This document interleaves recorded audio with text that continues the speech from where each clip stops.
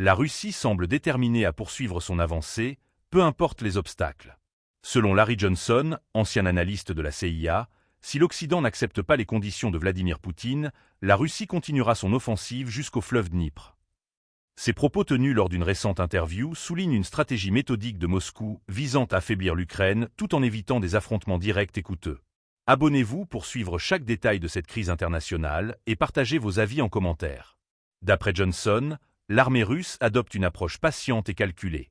Contrairement à des assauts précipités, elle maintient un rythme qui épuise progressivement les forces ukrainiennes.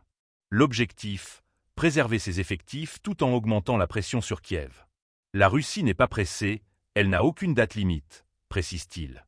Cette stratégie reflète une volonté de ne pas s'enliser dans des combats inutiles, tout en conservant une capacité opérationnelle sur le long terme. Les récents rapports confirment cette analyse.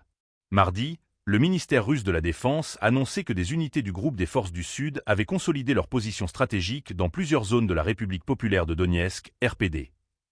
Parmi les localités concernées, Kurakovo a été mentionné comme un point clé où les forces ukrainiennes ont subi de lourdes pertes. Plus de 290 soldats et 2 véhicules de combat d'infanterie détruits. Pendant ce temps, du côté ukrainien, les témoignages commencent à refléter une inquiétude croissante.